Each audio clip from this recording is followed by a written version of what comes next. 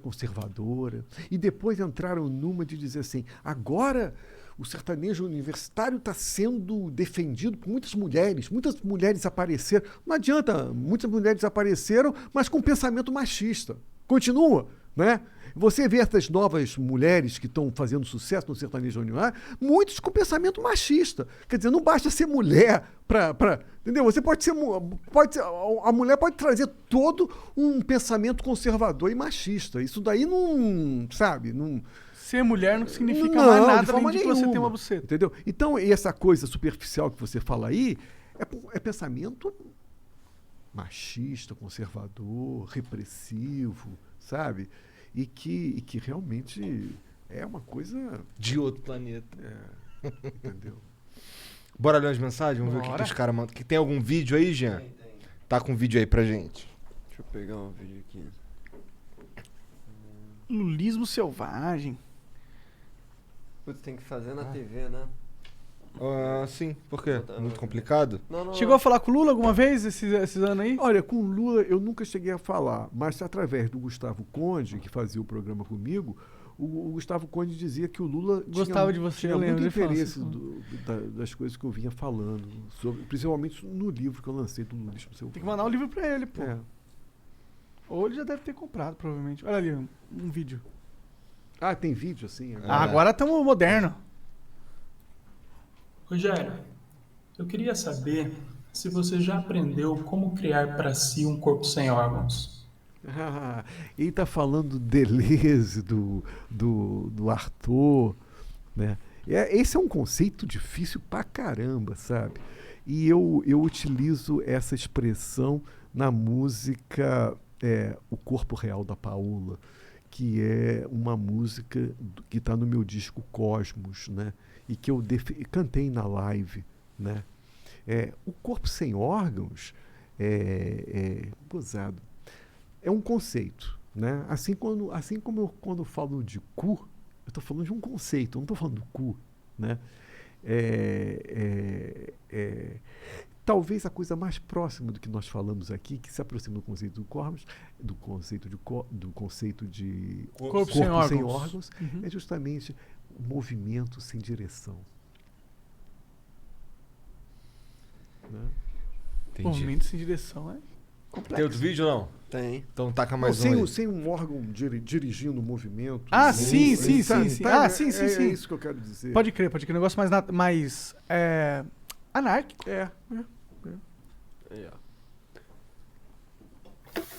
Salve, salve, Igor, Monark e grande Rogério Skylab. Gostaria de saber o que acham e se vão comparecer às manifestações do dia 12 de setembro, fora Bolsonaro. Nessa data, toda a população já terá tomado a primeira dose. Manda um abraço aí para Raposas do Caos da Academia MBL. Tamo junto. Bom, eu da minha parte posso te falar que vou estar presente, como tenho estado presente sempre, né? Sempre. Tem tido muito esse movimento lá no Rio também? Está começando a ter. Começando a ter. Teve vários, já teve uns três ou quatro movimentos de finais de semana. Finais de semana ou durante a semana. Teve uns 3 ou 4 movimentos e eu acho que a tendência é crescer cada vez mais. Tanto no Rio como em São Paulo. No Brasil todo. No Brasil todo. Né? Eu não sei se eu vou, não. Tem uma preguiça. O Jordan Hohenfeld manda aqui, salve família. Jordan Hohenfeld aqui. Skylab, todo dia a partir das 8 horas, várias travestis se encontram na esquina da minha rua. Sempre demorando. Tava demorando, cara. Tava tão bom. Sempre passo em meu Cooper diário e elas gritam pra mim, vai Tarzan! E eu, todo cheio de mim, sorrio e aceno pra elas. Chupa, Skylab. Quis fazer inveja aí. Tá sacaneando aí. Você sabe o que acontece? Eu tenho evitado falar dos travestis, porque eu até estava conversando até isso com o Rafinha também. Porque, para mim, o que me move em relação ao travesti são dois eixos, entendeu? Um é o eixo político e o outro é o eixo do desejo, né? O eixo político é o seguinte, é um pessoal extremamente criminalizado, né? E é bom que lá na Câmara dos Vereadores em São Paulo tenha, né? E quantas pessoas, e quantos trans foram eleitos nessas últimas eleições. Aliás, foi muito curioso, essas eleições de 2018, apesar da vitória do Bolsonaro, o que teve de representantes do movimento negro e do movimento trans foi impressionante. Está fora do que aconteceu nas eleições anteriores. Houve uma renovação, né? Houve. Então, a eleição de 2018 foi muito importante nesse Por isso sentido. que eles querem mudar agora, né? Como Então, que foi para mim, feito. eu sempre vou defender os trans nesse aspecto, com um absoluto respeito por eles. E tem uma outra dimensão, que é a dimensão do desejo. Eu sinto prazer, eu gosto de trans, eu acho bonito.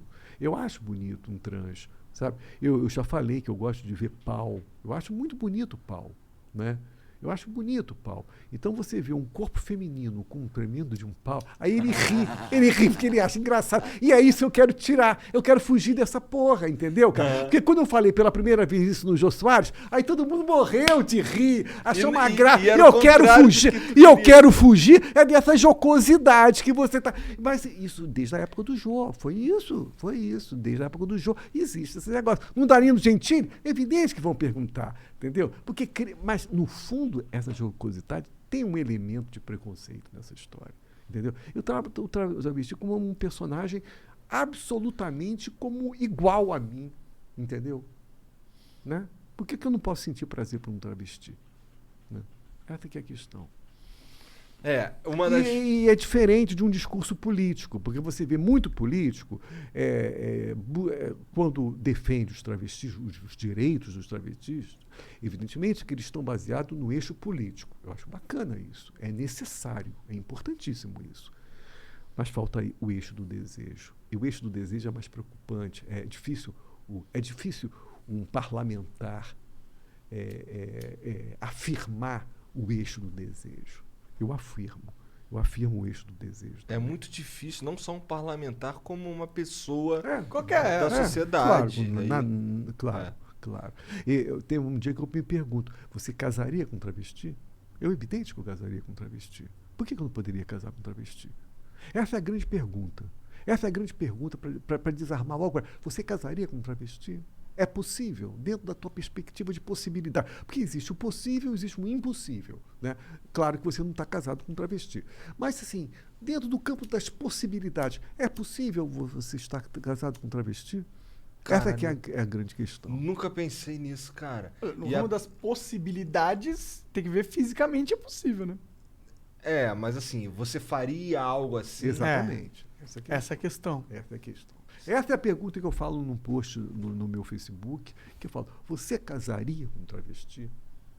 Para mim está muito claro, eu não estou casado com um travesti, eu estou casado com uma mulher, mas poderia perfeitamente ser possível eu estar casado com um travesti. Perfeitamente possível. Entendeu? Essa é a pergunta que se faz, que elas fazem, porque acho que tem muita travesti consciente, muitas, né? Em podcast mesmo. Tal, e elas fazem essa pergunta para o hétero: você se casaria com travesti? Ou você quer ter só um caso secreto? Entendeu? Tem lá sua mulher, seus filhos e tem seu caso secreto. Não, a questão é assim, você assumiria, você se casaria socialmente? Essa que é a grande questão.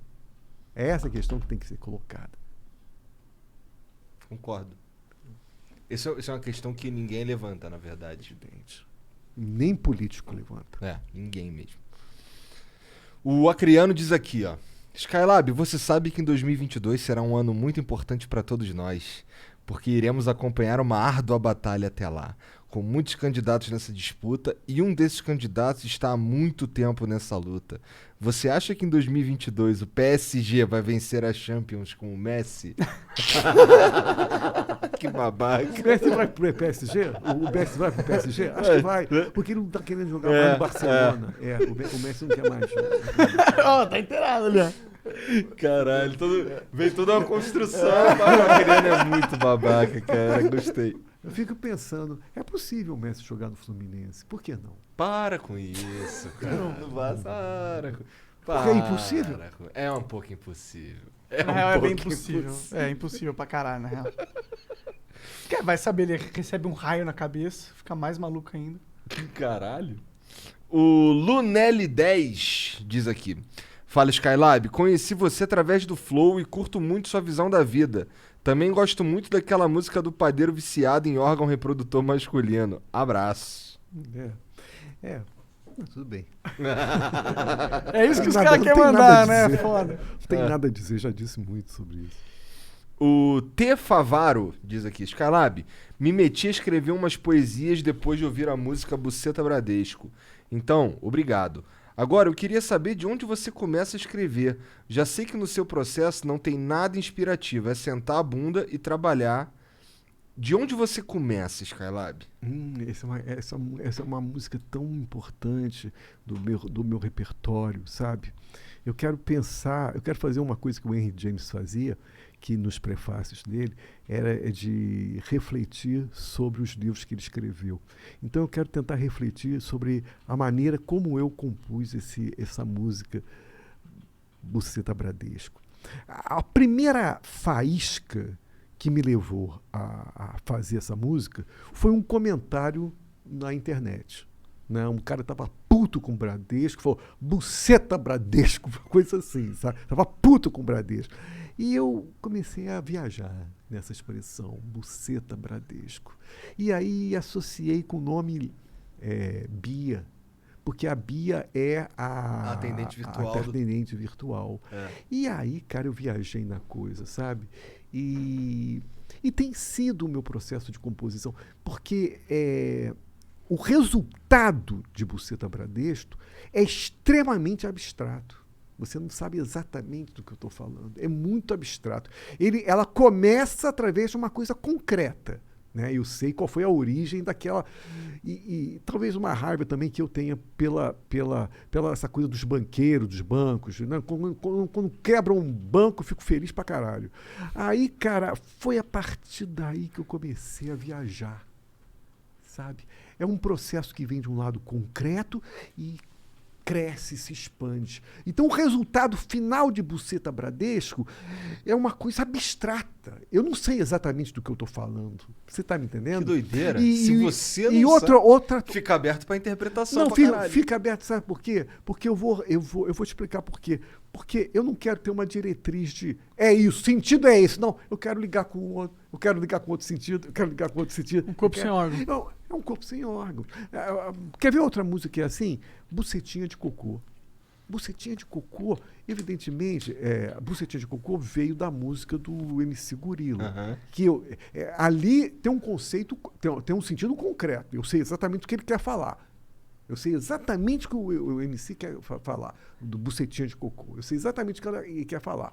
O gozador e tal, né? Jocosidade e tal. Cara, eu pego essa expressão e amplio ela e já não estou mais no clima de jocosidade. É extremamente complexa essa canção. Então, ela parte de uma coisa concreta, né? De uma gozação, e eu amplio, como se fosse um processo de desrealização daquela concretude e torno ela uma coisa ampla e abstrata, entendeu? Isso, tanto a Bucetinha de Cocô como Buceta Bradesco.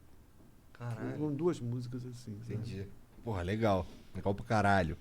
Ô, Jean, o Eduardo Seabra mandou um outro vídeo aí, ó. Nossa, pô, obrigado aí, galera. Tá mandando vídeo. Aí sim, muito mais finalmente, legal. galera. Boa. Salve, salve família, fala Skylab, mais um fã aqui seu do Rio e querendo saber quando é que vai rolar aquele feat seu com o Diogo Defante e também que você comentasse um pouco dessa polêmica que rolou do Fora SUS aí dele. Valeu, grande abraço. Do Fora SUS, muito engraçado, muito engraçado. Ele é muito engraçado, De fato. E com certeza é que eu vou no podcast dele. Né? Vou lá em Bangu, vou até pedir, ele grava em Bangu, eu vou até pedir para ele me levar. Poxa, viu, se ele pudesse fazer essa entrevista no estádio de Moça Bonita, eu ficaria tão feliz, porque, cara, você não sabe como que esse time do Bangu de 1966, 67, eu era apaixonado por esse time do Bangu. É claro que o meu time de coração é Fluminense, eu sempre vou ser Fluminense, não tem esse negócio. Onde você é? Qual time que você é em São Paulo? Em São Paulo é Fluminense.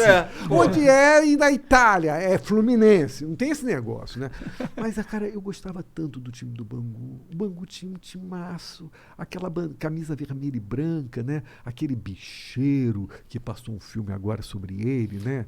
Ô, Skylab, fala a verdade. Aquele Tu time gostava mesmo do fato de ser um time de operário, que tu gosta de operário.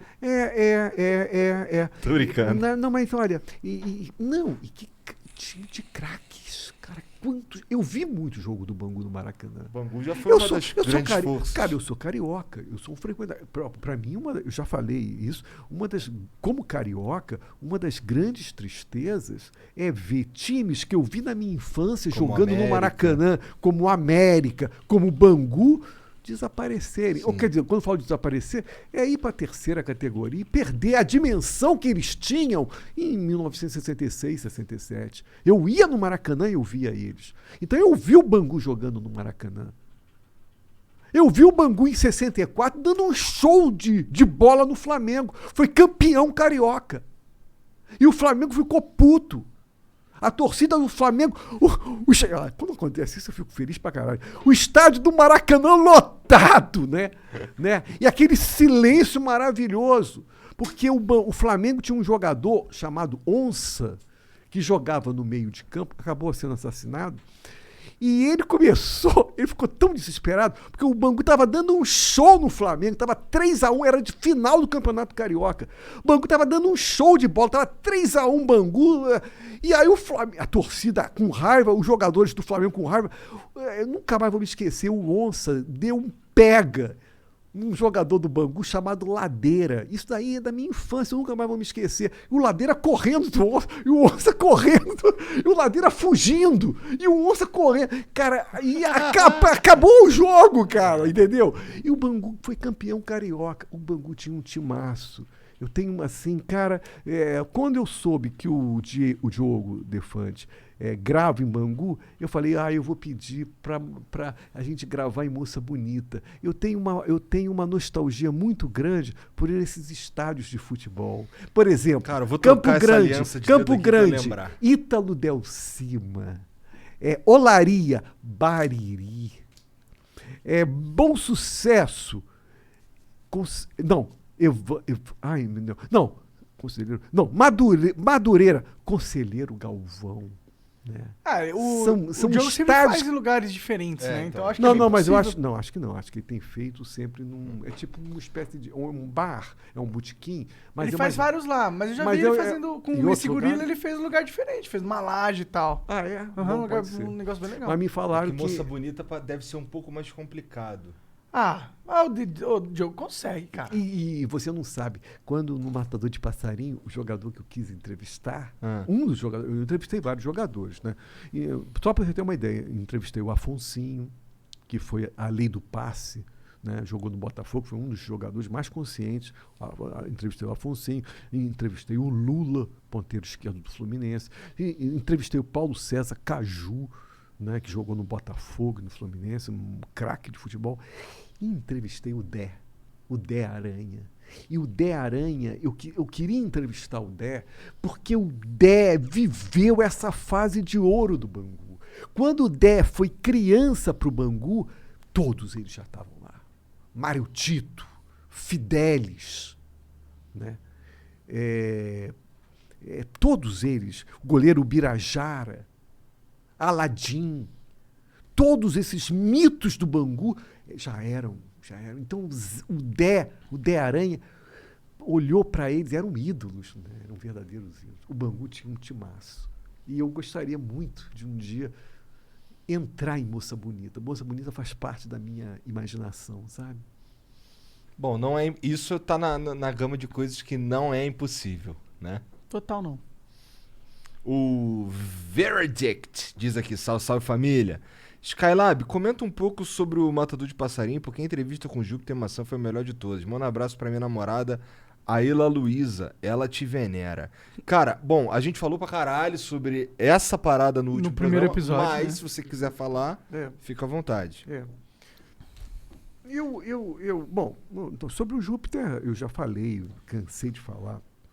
E muitas pessoas, sabe, Igor, são contra essa entrevista. Foi contra? No sentido de que foi uma entrevista muito triste, o Júpiter estava muito mal, que o Rogério Skylab não deveria fazer essa entrevista. Tem muita gente. Tu deixou mais à vontade do que você deixou o cara ali. Muitos gaúchos, inclusive, que eram apaixonados pelo Júpiter, achavam que o Júpiter não devia ter feito aquela entrevista. Foi uma coisa ruim, foi uma coisa triste. Cara, eu não podia fazer nada. O Júpiter veio de São Paulo. Ele estava em São Paulo. Ele veio de São Paulo, pegou o avião, chegou no Rio, não sabia como ele estava. Nós estávamos no estúdio, cara. Aí, você convidou, ele aceitou, no dia ele chegou lá. Quando ele chegou é que eu vi a situação dele. Né? O que a gente vai fazer? Não faz entrevista? Devolve? Né? Toda a equipe de produção lá, técnicos, iluminador, cameraman, todos ali, não vamos entrevistar ele. Aí eu me aventurei em fazer uma entrevista com ele. E foi uma das entrevistas. E outra coisa que eu quero dizer, e quero deixar bem claro, o Júpiter estava mal, mas tudo que o Júpiter falou, se as pessoas tiverem cuidado de ouvir, tentar entender o que ele estava falando com muita lógica, entendeu? Ele estava mal, ele falando meio enrolado e tal, mas ele estava falando muito, imitando o Robert Plant do Led Zeppelin, sabe? Cara, ele estava falando aquilo com muita lógica e eu comentei com ele que, para mim, o grande disco dele não é Sétima Efervescência. Para mim, um grande disco dele é Re-Civilization, né? É Re-Civilization. E ele concordou. E ele disse que Re-Civilization é o disco mais louco dele, sabe? E eu falo mesmo, outro dia eu falei isso e repito aqui, né? Para mim, o maior rockman brasileiro foi um cara que não teve indústria. Esse cara se chama Júpiter Maçã. Ele não teve indústria. Pelo contrário, né? Meio que ele lutou contra uma... Queria como eu queria. Sim. Ele queria, lógico. Ele lutou contra um ostracismo forçado, né?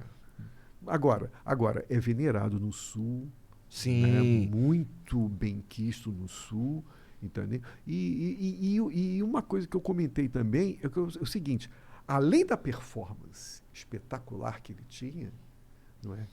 Ele era um grande cancionista. Ele sabia fazer canção. Ele sabia produzir canção. Entendeu? Então, o Júpiter, para mim, está fora da curva. Entendeu? Eu pego todos aqueles dos anos 80,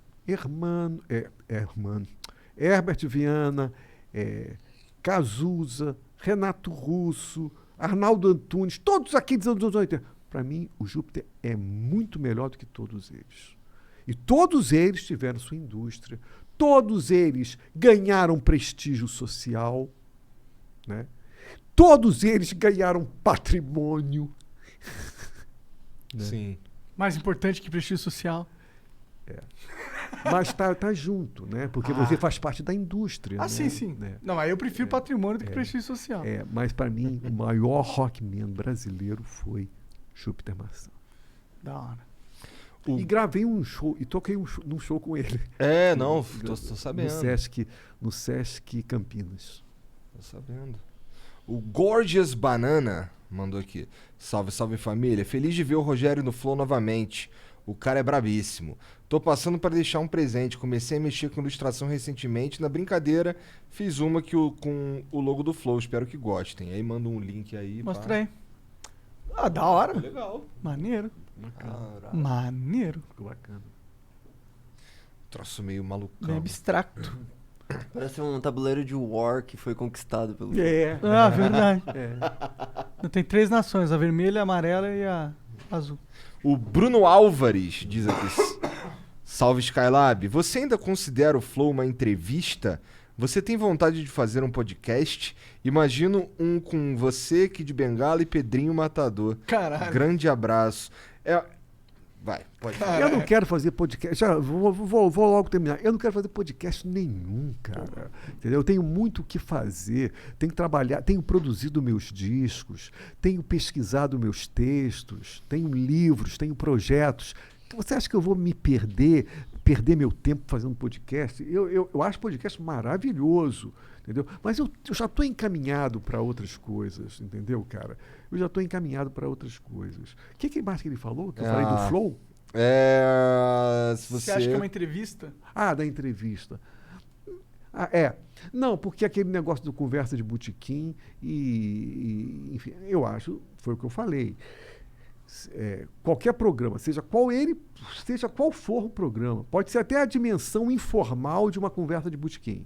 Se vem o Boulos aqui, eu vou fazer questão de pesquisar e colocar questões que até deixem ele um pouco incomodado, mas faz parte disso, ainda que eu admire ele, né? Eu iria pesquisar para colocar questões que deixem ele, entendeu? Para mim, esse é o sentido. Agora, se é uma conversa informal, se é uma conversa de botequim, se é uma entrevista tipo Bial, não importa, o formato não importa. Agora, esse fundo de pesquisa não pode ser perdido. Isso é o que eu acho. Beleza. É isso? É isso, Jean? Skylab, porra, obrigado pra caralho por voltar aqui, cara. Valeu, trocar essa mano. ideia com a gente. Foi Poxa, maneiro pra caralho. Eu gosto muito de vocês.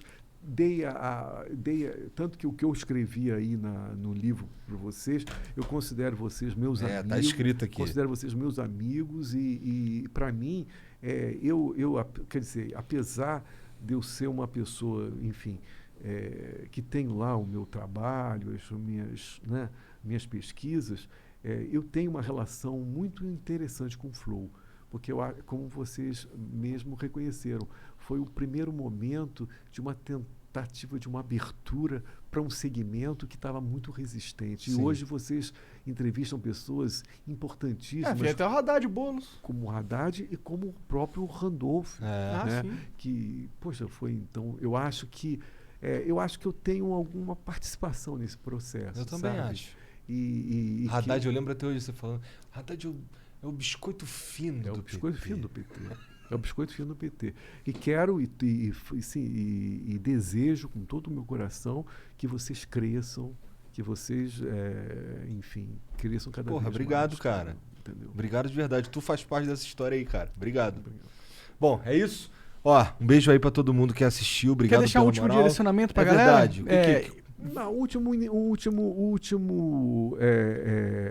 informação é que eu vou lançar o meu novo disco, Caos e Cosmos 1, em outubro, 1º de outubro. Boa. Né? E a live está disponível no meu YouTube para as pessoas verem.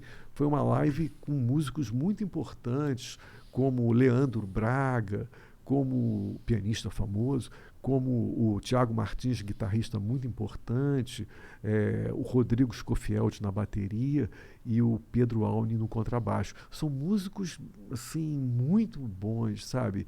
E foi uma live que eu gostei muito. Então, eu convido vocês todos a irem lá no meu YouTube e vocês vão ver lá a live Skylab. Tá aí na descrição o link. É só só scrollar pra baixo aí e clicar lá e ir pra live que o Skylab fez. Vai lá. É isso. Obrigado, boa noite aí Valeu. vocês todos. Não esquece de se inscrever, dar o like, blá blá blá. Um beijo, tchau.